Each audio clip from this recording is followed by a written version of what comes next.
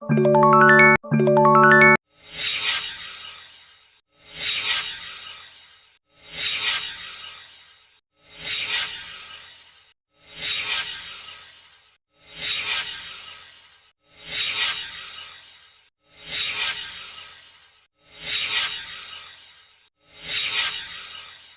will present for the introduction. Wakalah is an act of handing over or delegating one's authority, al-muwakil, to another person, al-wakil, to carry out something or perform actions that are his right from the type of work that can be replaced, an-nakbalu an-niyabah, and can be done by the giver power provided that the work is carried out while the grantor is still alive. Wakalah is basically a non-binding contract whereby the principal or the agent may withdraw at any time by a mutual agreement, unilateral termination, discharging the obligation, destruction of the subject matter, and the death or loss of legal capacity of contracting parties.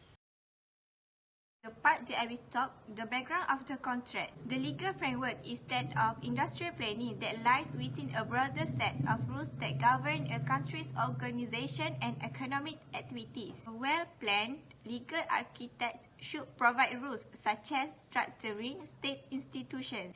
Examples are the way companies obtain and manage license, fiscal terms that govern payment between companies and state, and environmental management such as the relationship between extractive projects and communities between neighbors. Wakalah is an agency contract in which another party will mandate the other party to his agent to perform a particular task. The current context of Islamic finance, customer usually appoints a financial institution as his agent to perform certain muamalah transactions, and in return, the financial institution will receive payment for such service.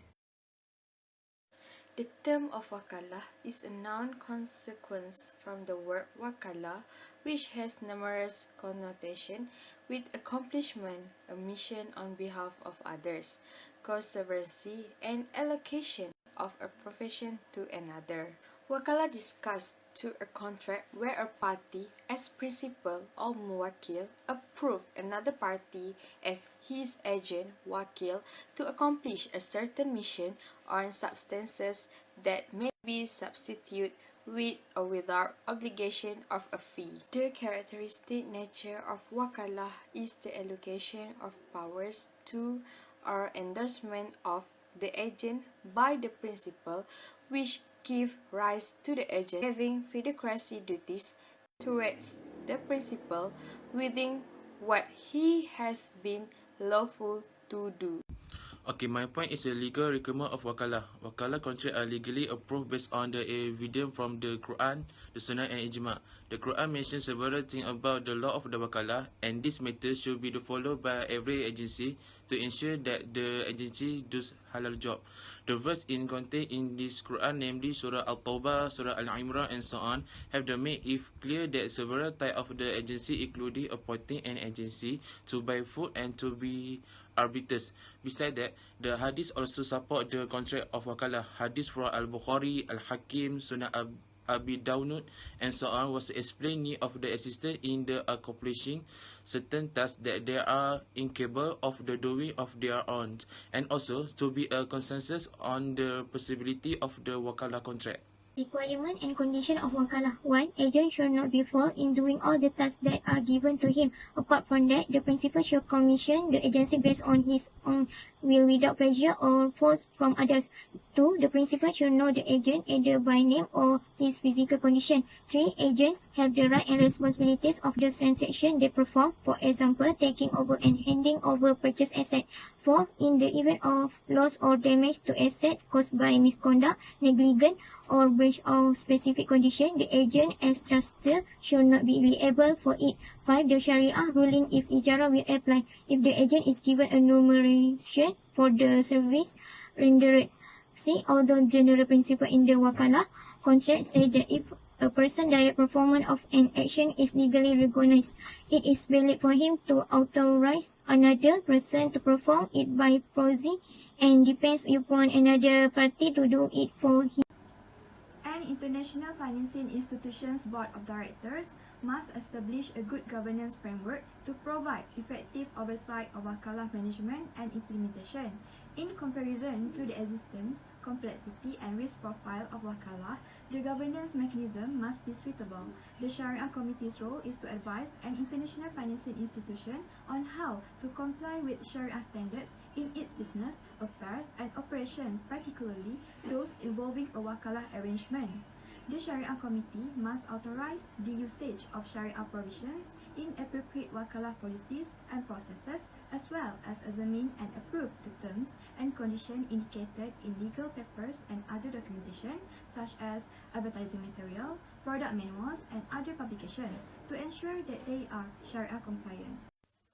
Senior management is responsible for ensuring that NIF's company and activities comply with Shariah requirements.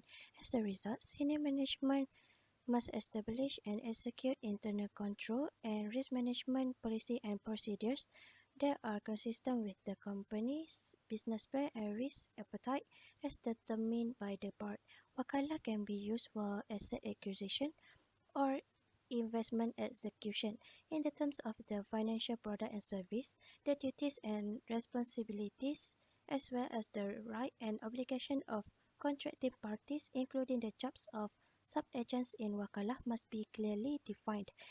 NIF is responsible for ensuring that the Wakalah agreement is carried out in a fair and transparent manner, taking into account the interests of all contracting parties. I will discuss about the operation and application in the IFI. There are many operation and application for Wakalah contract in IFI that can be studied. In the operation, I expect Wakalah act as the main solution for every problem that occurs in Islamic finance. This can be seen when the Wakalah contract is used to facilitate commodity murabahah financing, in which a customer appoints the IFI as his wakil to sell the commodity to the market in order to obtain cash. In the contemporary application, a Wakalah contract is widely used in structuring various Islamic banking products such as investment account, private banking, investment, letter of credit, and interbank. Wakalah is also commonly used to facilitate commodity murabahah transactions.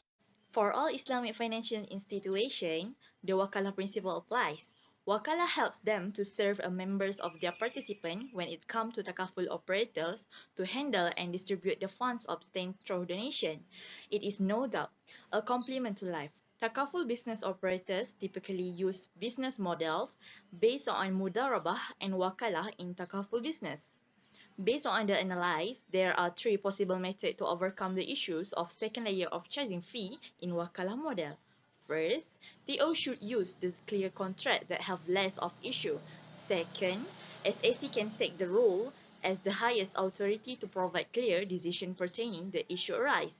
Moreover, TO itself must have a good Shariah governance framework to ensure the issue has been overcome as well as to generate the public confidence among participants and potential customers. In conclusion, Wakalah means delegation, security or permission in Arabic. In legal terms, Wakalah is a contract in which an individual with full legal capacity authorizes another to enter into a specific, well-defined permissible contract on his or her behalf. Wakalah helps to understand more about Islamic finance and banking system because in the contemporary application, Wakalah contract used in structuring various of Islamic banking. For example, investment account, private banking investment, letter of credit and interbank money market products, takaful fee-based products, and capital market products like suku. So, we can conclude that Wakalah contract is reasonable to use or apply in Islamic banking and finance because Wakalah are legally approved based on evidence from the Quran, the Sunnah, and the Ijma'.